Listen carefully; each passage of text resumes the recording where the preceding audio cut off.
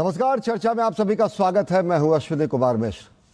हर साल 23 अगस्त को राष्ट्रीय अंतरिक्ष दिवस मनाया जाता है। ये दिन 23 अगस्त 2023 को भारतीय अंतरिक्ष अनुसंधान संगठन यानी इसरो के चंद्रयान-3 मिशन के विक्रम लैंडर के चंद्रमा के दक्षिणी ध्रुव पर ऐतिहासिक सॉफ्ट लैंडिंग के गौरवपूर्ण उपलब्धि के रूप में मनाया जाता है। 23 अगस्त 2023 के दिन विश्व इतिहास में भारत की वैज्ञानिक क्षमता और भारत की महत्वाकांक्षा का स्वर्णिम अध्याय अंकित किया गया, क्योंकि भारत ने चंद्रमा के दक्षिणी ध्रुव पर पैर रखा।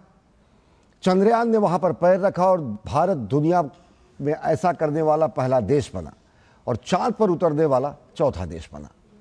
चांद पर जहां हमारे वैज्ञानिकों के पराक्रम के प्रतीक विक्रम ने अपने पांव रखे और जिस क्षण विक्रम लैंडर ने चांद पर कदम रखा तो करोड़ों भारतीयों ने कहा कि आज मेरे जमीन पर नहीं है कदम। चंद्रयान के सफल सॉफ्ट लैंडिंग और विक्रम के उतरने के स्थान का नामकरण प्रधानमंत्री नरेंद्र मोदी ने शिव शक्ति पॉइंट रखा। शिव शक्ति बिंदु यानी हमारे वैज्ञानिकों के कौशल और उपलब्धि का अमिट बिंदु। शिव शक्ति बिंदु यानी दुनिया के लिए भारतीय अंतरिक्ष उपलब्धियों का केंद्र बिंदु।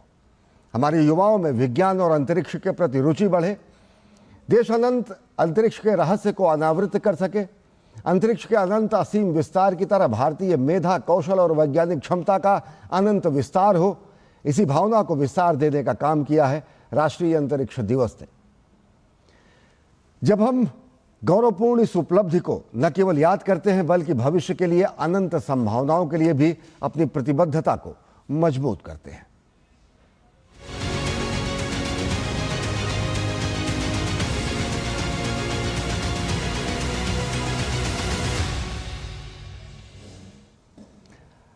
आज राष्ट्रीय अंतरिक्ष दिवस है और राष्ट्रीय अंतरिक्ष दिवस के मौके पर प्रधानमंत्री नरेंद्र मोदी ने देशवासियों को बधाई दी है। प्रधानमंत्री नरेंद्र मोदी ने एक्स पर लिखा, राष्ट्रीय अंतरिक्ष दिवस की शुभकामनाएं।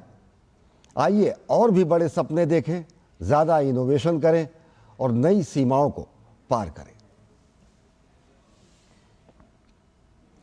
प्रधानमंत्री नरेंद्र मोदी ने स्पेस क्षेत्र से जुड़े स्टार्टअप के सीईओज के साथ भी संवाद किया। सीईओज ने अंतरिक्ष क्षेत्र में भारत सरकार द्वारा की जा रही पहल की सराहना की। प्रधानमंत्री ने भारत के अंतरिक्ष क्षेत्र को दुनिया का सबसे बड़ा केंद्र बनाने की दिशा में मिलकर काम करने का आह्वान किया।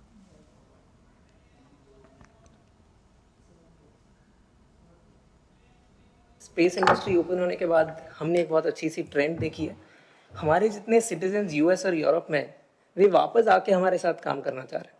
बहुत लोगों को हमें जोड़ना है और जैसा मेहता ने कहा कि भी अब विदेश से लोग गए हुए वापस आ रहे हैं, मैं समझता हूं कि हमें ऐसा एक ऑरा खड़ा कर देना चाहिए कि इस फील्ड में दुनिया भर के लोगों को एक जिंदगी बनानी है तो हिंदुस्तान जाओ, भारत की कोई स्टार्टअप से जुड़ जाओ, भारत की कोई स्पेस एजेंसी से जुड़ जाओ।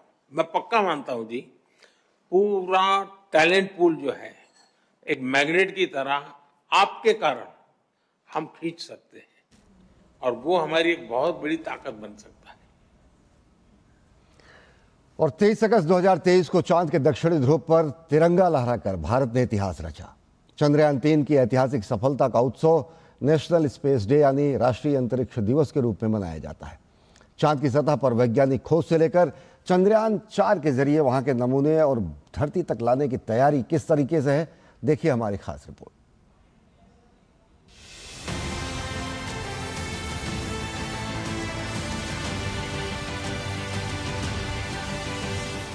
तेईस अगस्त यानी नेशनल स्पेस डे, यानी वो दिन जब भारत की अंतरिक्ष शक्ति ने चांद पर अपनी ऐतिहासिक छाप छोड़ी थी।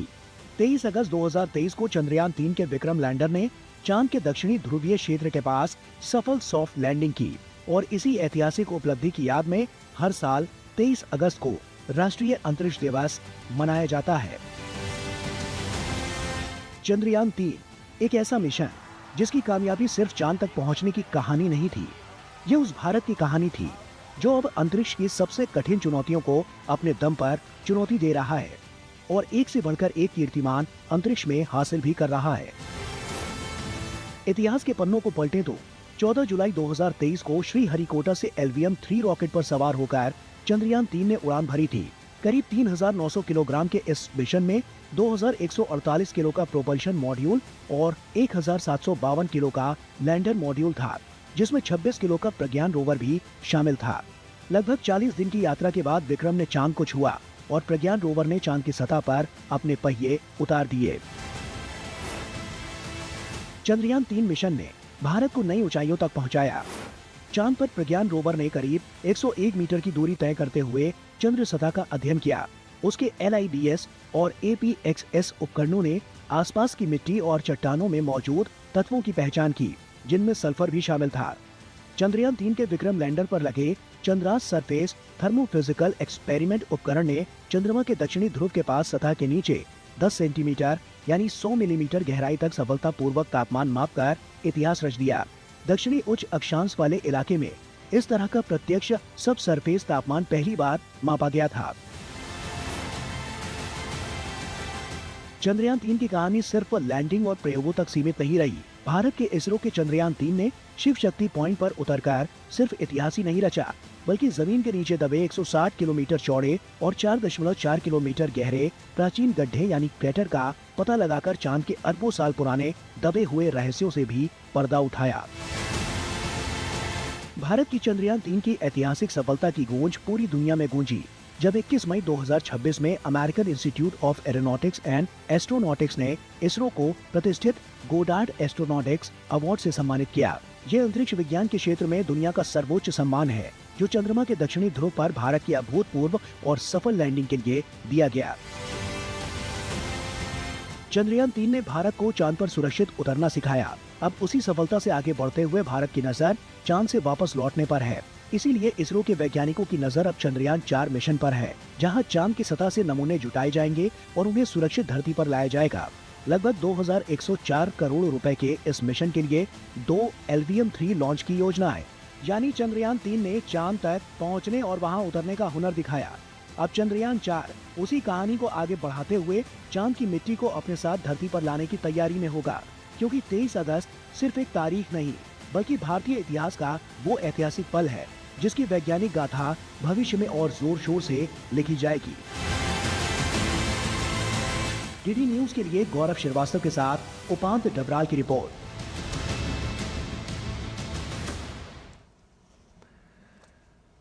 तो गौरवशाली उपलब्धियां हैं और असीम संभावनाएं हैं भारतीय अंतरिक्ष कार्यक्रम की। और आज राष्ट्रीय अंतरिक्ष दिवस है और पूरा देश कहता है चांद के पार चलो। इसी विषय पर चर्चा करने के लिए 3 खास मेहमान हमारे साथ हैं। लेफ्टिनेंट जनरल अनिल भट्ट जी, सेवानिवृत्त, हमारे साथ हैं। बहुत बहुत स्वागत है।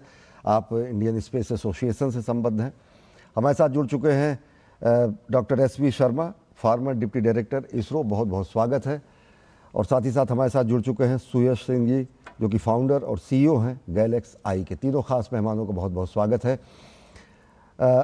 लेफ्टिनेंट जनरल अनिल भट्ट साहब, चांद पर कदम रखे तो देश ने कहा कि आज ज़मीन पर कदम नहीं है।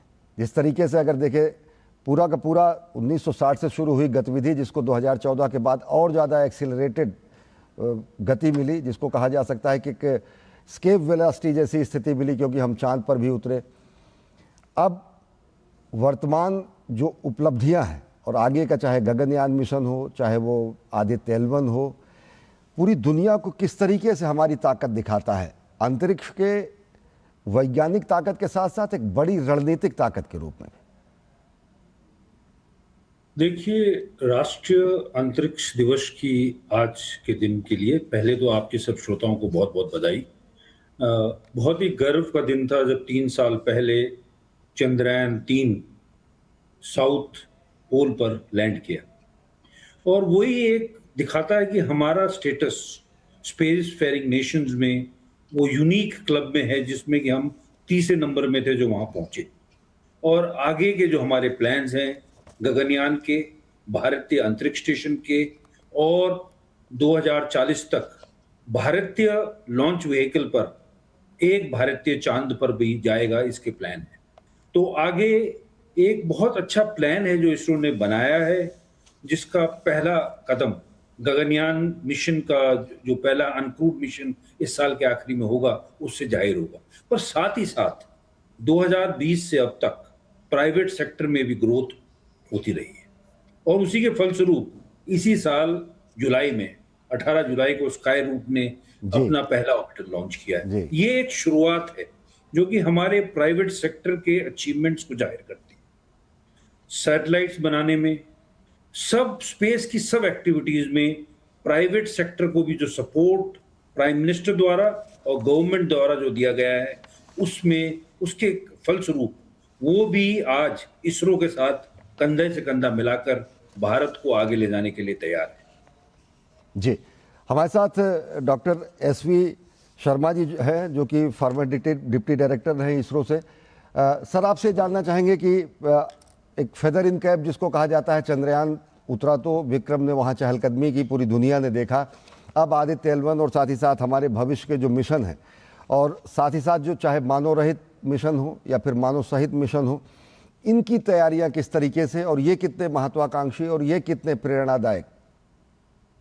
नमस्कार, और नेशनल स्पेस डे का बहुत बहुत बधाई आपको और सभी दर्शकों को। मैं ये मानता हूं कि स्पेस डे को हम सिर्फ सेलिब्रेशन के रूप में न देखें, ये एक अपॉर्चुनिटी है ये समझने की भारत ने स्पेस में कितना दूर तक आया है और कितना माइल्स में आया है और इतना अचीवमेंट किया है, वो देखना है। वही है हमारा मेजर अचीवमेंट्स। चंद्रयान 3 का soft landing historic technological achievement है, लेकिन उससे भी इम्पोर्टेंट थे उसके पीछे का इंस्टीट्यूशनल लर्निंग, सिस्टम इंजीनियरिंग और नेशनल कॉन्फिडेंस। इससे ही हम देख सकते हैं national development, indigenous technology, world class missions, space ecosystem, strategic economy, space economy, responsible leadership and India marching towards 2047। Bharat के स्पेस जर्नी आपने देखा होगा तो एक कंटिन्यूस एवोल्यूशन है। ये पहले से ही ये विक्रम साराभाई का वो विजन था। भारत के स्पेस प्रोग्राम शुरू से प्रेस्टिजियस के लिए नहीं थे, वो थे वो सर्व और हर एक इंसान और हर एक सिटीजन को टच करना और कम्युनिकेशन, ब्रॉडकास्टिंग और कनेक्टिविटी देना, रिमोट सेंसिंग में एग्रीकल्चर, वाटर रिसोर्सेज, फॉरेस्ट और लैंड यूज का प्लानिंग करना, मेट्रोलॉजी और डिजास्टर मैनेजमेंट, नेविगेशन, टाइमिंग और स्ट्रैटेजिक एप्लीकेशन, इतना ही बढ़िया से बढ़िया फेज 1 में हमने काम किया और टेक्नोलॉजी डेमोन्स्ट्रेशन किया। हमने PSLV, GSLV, Mark 3 और चंद्रयान 1, चंद्रयान 2 और चंद्रयान 3 भी दिया और मार्स ऑर्बिटर मिशन करके हमने टेक्नोलॉजी का कंप्लीटली डेमोन्स्ट्रेशन किया। अब तो हमारा फेज है थर्ड फेज। हम यहाँ से डेवलपर से हम बन रहे हैं नेशनल और international level showcasing of our technology and techniques. आपने देखा होगा अब तक हमने देखा इंडिया और हमारा देश के लिए क्या उपयोग होता है। हम नेक्स्ट फेज है ये ह्यूमन रेस के लिए और 800 करोड़ पीपल के लिए क्या यूज हो सकता है। 145 crore people serving to 800 crore people serving is something which ISRO should aim for the future, and 2047 आत्मनिर्भरता what we are talking about, we should necessarily achieve आत्मनिर्भरता in our own way। और वैश्विक स्तर की जो अंतरिक्ष अनुसंधान संगठन है वो इसरो के साथ काम करने के लिए तत्पर है और बहुत सारे MOUs भी साइन हुए हैं। सुयश सिंह जी हमारे साथ हैं, जो कि फाउंडर CEO हैं गैलेक्साई के। सुयश जी, प्रधानमंत्री जी ने स्टार्टअप से जुड़े हुए CEO से मुलाकात की, आप भी उनमें शामिल थे, बहुत बहुत बधाई आपको।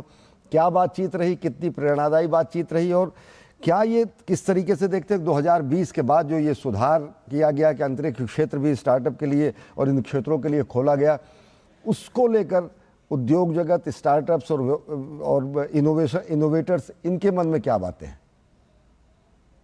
पहले तो सबको राष्ट्रीय स्पेस दिवस की शुभकामनाएं और thank you so much for having me today on the show.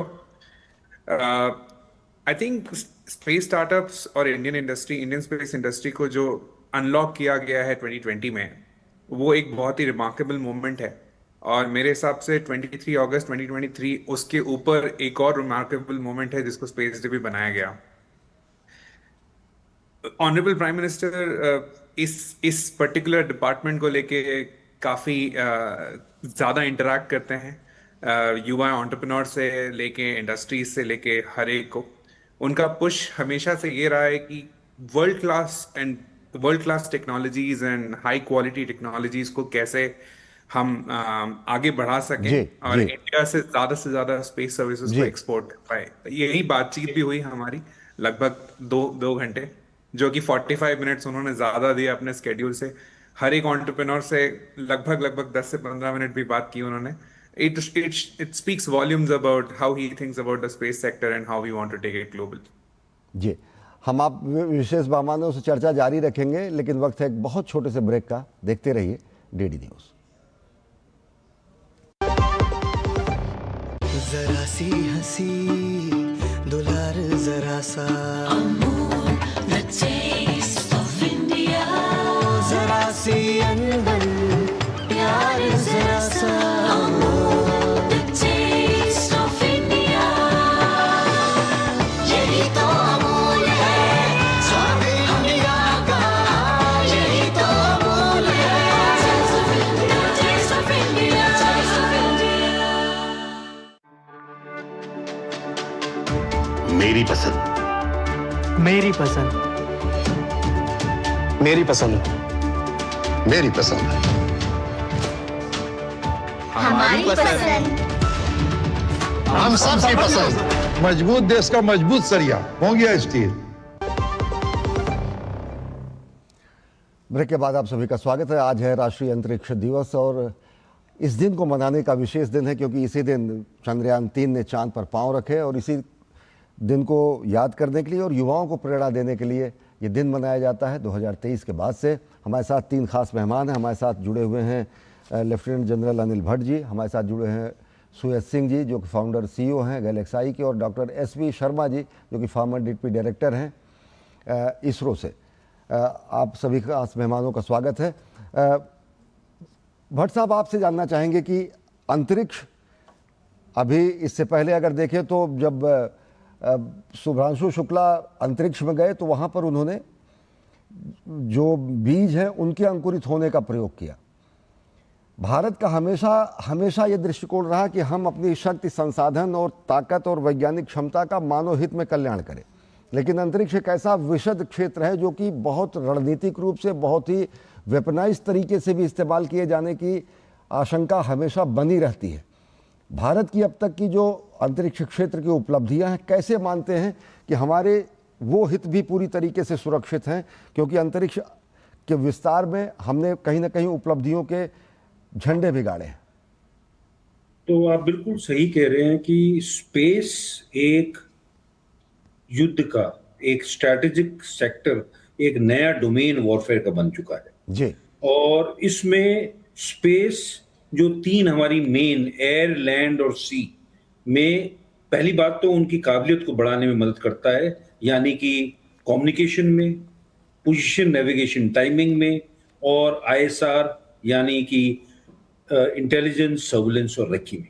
इसके अलावा स्पेस एक अलग डोमेन ऑफ वॉरफेयर ही बनने लग गया है जी। क्योंकि यहाँ से आपको अपने एसेट्स को प्रोटेक्ट करना है और ये इंश्योर करना है कि अगर फ्यूचर में एडवर्सरी के एसेट्स को भी न्यूट्रलाइज किया जाए। इसमें पूरे में इसरो ने जो अभी तक हमारी क्षमता बनाई है, हम उन कुछ ही देशों में हैं जिनके पास लॉन्च की कैपेबिलिटी है, सैटेलाइट बनाने की कैपेबिलिटी है और पूरे एप्लीकेशंस, और हमारा अपना एक नाविक सिस्टम भी है जो कि ऑपरेटिव है। तो इन सब के होते हुए हमारी स्ट्रैटेजिक कैपेबिलिटी काफी स्पेस डोमेन में काफी अच्छी है और इसको एक बढ़ावा मिल रहा है कि 52 सैटेलाइट जो सैटेलाइट बेस्ड सर्विलेंस के लिए तीनों सेनाओं के लिए बनाई जा रही है जी। बल्कि SBS का एक और खासियत यह है कि 52 में से 31 सैटेलाइट हमारी प्राइवेट सेक्टर की कंपनियां बनाएंगी जी। और फ्यूचर में इस SBS-3 को और आगे भी बढ़ाना होगा और सैटेलाइट भी बनाना होगा और मेरा पूरा विश्वास है कि प्राइवेट सेक्टर की कंपनियां इसमें पूरा काम करती रहेंगी, पूरा योगदान देंगी। सुयश सिंह जी हमारे साथ हैं। सुयश जी, किस तरीके का योगदान स्टार्टअप्स या फिर प्राइवेट कंपनियां या फिर जो इनोवेटर्स हैं वो कर रहे हैं? जब बातचीत हुई बहुत सारे और CEOs से, किन किन क्षेत्रों में किन किन इनोवेटिव आइडियाज़ के तहत क्या क्या योगदान भविष्य में हम देख सकते हैं? मेरे ख्याल से एग्रीकल्चर उनके लिए बहुत इम्पोर्टेंट टॉपिक था उस डिस्कशन में। एग्रीकल्चर के अलावा उन्होंने स्पेस सिचुएशनल अवेयरनेस पे भी काफ़ी रुचि दिखाई ये दो एरियाज पे उन्होंने काफी बात की, और एग्रीकल्चर को जितना हेल्प किया जा सकता है अर्थ ऑब्जर्वेशन या रिमोट सेंसिंग सैटेलाइट से, उनका एक वो था कि सिर्फ टेक्नोलॉजी मत बनाइए बट एक इस चीज को आम आदमी तक पहुंचाइए, आम किसान तक पहुंचाइए, और किस तरीके से आप कर सकते हैं, ना कि सिर्फ इंडिया में बट जो कंट्रीज हैं जो अपनी खुद की सैटेलाइट्स शायद नहीं बना पाएंगी जी। या जिन्हें वक्त लगेगा, उन्हें भी वो सर्विसेज को किस तरीके से आप आगे बढ़ा के दे सकते हैं, वो एक उनका काफी पॉइंट था जो उन्होंने सभी एंटरप्रेन्योर से बात की। जी, आप दोनों खास मेहमानों से हम चर्चा जारी रखेंगे, लेकिन वक्त हो चला है एक और छोटे से ब्रेक का। देखते रहिए डीडी न्यूज़। पता है, लोग अक्सर मुझसे पूछते हैं कॉल सेंटर का स्टेडी जॉब क्यों छोड़ा। I wanted more out of life, बस मैंने अपना स्टार्टअप शुरू किया। जानना चाहोगे कैसे? Then start up your own business as an LIC agent. यहाँ सब कुछ है, great products, zero investment, leading organisation and unlimited opportunities. तो क्या आप तैयार है? LIC एजेंट बनो, अब बड़ा सोचो। हमारी वेबसाइट पर जाएं या अपनी नजदीकी LIC शाखा से संपर्क करें। जब धरती चीर कर निकलता है लोहे का पत्थर और मिलता है मोंगिया के जोश से, फिर तपता है, पिघलता है और बनता है फौलाद। अब होता है सरिया सारी खूबियों के साथ। मोंगिया स्टील, मजबूत देश का मजबूत सरिया।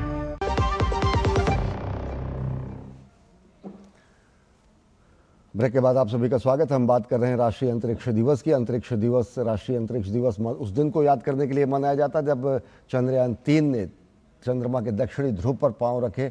विक्रम ने वहां पर चहलकदमी और पूरी दुनिया ने देखा कि किस तरीके से ऐसा करने वाला, दक्षिणी ध्रुव पर उतरने वाला भारत पहला देश है। हमारे साथ lieutenant general retired Anil Bhatt साहब जुड़े हुए हैं इंडियन स्पेस एसोसिएशन से। भट्ट साहब, एक चीज़ और जानना चाहेंगे सर आपसे कि अभी स्टार्टअप्स के सुयज सिंह हमारे साथ जुड़े हुए थे, वो बता रहे थे कि प्रधानमंत्री जी ने कहा कि एग्रीकल्चर सेक्टर या फिर अन्य सेक्टर्स में उसका लाभ अंतिम व्यक्तियों तक या फिर किसानों तक या फिर जन कल्याण सुनिश्चित करने तक हो सके। किस तरीके से देखते भारत ने अब तक की अपनी यात्रा में, क्योंकि बहुत सारे इस तरीके के आलोचनाएं भी की जाती हैं कि चांद पर रोटी नज़र आती है लोगों को, स्थितियाँ ऐसी नहीं है, लेकिन हमारे सैटेलाइट, हमारे चाहे किसान हो, चाहे मौसम के पूर्व की जानकारी हो या भविष्य के आने वाली आशंकाएं हों, उनकी तो जानकारी देती ही हैं। एक समुन्नत सुदृढ़ इकोसिस्टम भी तैयार करती हैं जो कि मानव केंद्रित विकास को और ज़्यादा आगे बढ़ाता है। तो देखिए, इसका मैं आपको बहुत एक अहम और अच्छा एग्जाम्पल देना चाहूँगा कि इंडिया में जब हरिकेन्स आते थे तो आज से 20 साल पहले कैजुअलिटीज हजारों में होती थी, पर अब हरिकेन आता है जब वो भारतीय महासागर में शुरू होता है, उस समय से वो ट्रैक होना शुरू हो जाता है, अर्ली वार्निंग लोगों को मिल जाती है और पिछले 2-3 सालों में कैजुअलिटी शायद 10 से कम होगी, यह 0 के बराबर है। ये एक ह्यूमन लाइफ को प्रोटेक्ट करने का जो अचीवमेंट है वो सिर्फ स्पेस के डाटा से, जिससे सुनामियों को और क्या कहते हैं, जो ये साइक्लोन आते हैं, इनके बारे में अर्ली वार्निंग देने से एक अहम फायदा होता है, रियल टाइम असेसमेंट होता है। जी हाँ, यही नहीं, डिजास्टर मैनेजमेंट के अनेक तरीके में, डिजास्टर होने के बाद में जब कम्युनिकेशन ब्रेक डाउन हो जाता है तो स्पेस द्वारा ही उस इलाके में कम्युनिकेशन लाया जा सकता है। और डिजास्टर से पहले अर्ली वार्निंग, चाहे वो ग्लेशियर ग्लोफ जो आजकल हो रहा है, ग्लेशियर फटने का, या कहीं पर क्या कहते हैं वो बहुत ज्यादा क्या कहते हैं, जैसे ब्रह्मपुत्र अभी नदी में बारिशें होने के कारण से आसाम में जगह जगह फ्लड्स आ गए हैं, उनकी अर्ली वार्निंग देना, ये असेस करना कि कौन से इलाके खाली करने हैं, इस सब में स्पेस का इस्तेमाल होता है। भारत में डॉक्टर साराभाई ने उस समय कहा था कि स्पेस से जो कुछ हम करना चाहते हैं वो एक कॉमन मैन के लिए है, और उस एम को हमेशा ही इसरो ने और आगे स्पेस ने अपने सबसे आगे रखा है। जैसे कि आज एग्रीकल्चर में किसान को ये बताना कि कब उसने अपना पौधा लगाना है, ये असेस करना कि उस पौधे में कोई बीमारी तो नहीं लग गई है, इन सब चीजों के लिए स्पेस का इस्तेमाल होकर जी बेहद संक्षेप में एक चीज़ और जानना चाहेंगे। जब हम आदित्य L1 मिशन की बात करते हैं, जब हम गगनयान की बात करते हैं, जब हम अंतरिक्ष स्टेशन के स्थापना की बात करते हैं, इन महत्वाकांक्षी लक्ष्यों को दुनिया के सामने रखते हैं और उसे समयबद्ध तरीके से हासिल करने के लिए प्रयासरत हैं, किस रूप में भविष्य देखते हैं? एक अंतरिक्ष शक्ति के साथ साथ एक भारत के भविष्य को अंतरिक्ष के रूप में, अंतरिक्ष शक्ति के रूप में किस तरीके से देखते हैं? तो देखिए, हम अभी बहुत कम जो दुनिया की अंतरिक्ष शक्तियां उनमें से एक है, और हमको आगे बढ़ते रहना है और वहां काम करते रहना है। आपको पता है कि मंगलयान को एक स्पेशल तरीके से हमने अपने लॉन्च व्हीकल को भेज के अपने लॉन्च व्हीकल उसको वहां भेजा था, जो कि एक दुनिया में एक नया तरीका था। लीस्ट एनर्जी में हम मंगलयान को भेज पाए थे जी। और आगे हम वीनस की तरफ जाने की कोशिश कर रहे हैं। और बहुत जरूरी, जैसे कुछ ही दिन पहले नासा ने इसरो के साथ में ऑफर दिया है कि जब मून का बेस बनेगा साउथ पोल में, तो उसमें इंडिया उनके साथ में कुछ टाई अप करे। तो जो भी आगे स्पेस में होगा, चांद में हो, मंगल में हो, आगे हो, इसमें भारत लीडिंग नेशंस में विज्ञान के लिए काम करता रहेगा। और साथ ही साथ, जैसे आपने बोला, कॉमन मैन के लिए भी स्पेस का इस्तेमाल जारी रहेगा। जी, भारत उन अग्रणी देशों में शामिल है और भारत मानव केंद्रित विकास और विश्व कल्याण के लिए हमेशा प्रतिबद्ध है और अंतरिक्ष कार्यक्रम भारत के इसी के लिए समर्पित है और यही लक्षित भी हैं। बहुत बहुत धन्यवाद लेफ्टिनेंट जनरल अनिल भट्ट जी हमसे जुड़ने के लिए और विस्तार से अपनी बात रखने के लिए। तो आज राष्ट्रीय अंतरिक्ष दिवस है। Gaganyaan mission, Aditya L1 mission, शुक्र मिशन, वीनस मिशन, ये सब ऐसे मिशन हैं जो हमारी महत्वाकांक्षा को नहीं बल्कि हमारी प्रतिबद्धता का प्रदर्शन करते हैं कि कैसे हम अनंत अंतरिक्ष की अपार संभावनाओं को खोजने के लिए तत्पर हैं और उसका उपयोग मानव कल्याण करने के लिए प्रतिबद्ध हैं। तो इस विशेष कार्यक्रम में फिलहाल इतना ही। देश और दुनिया की ताज़ा तरीन खबरों के लिए देखते रहिए DD न्यूज़। नमस्कार।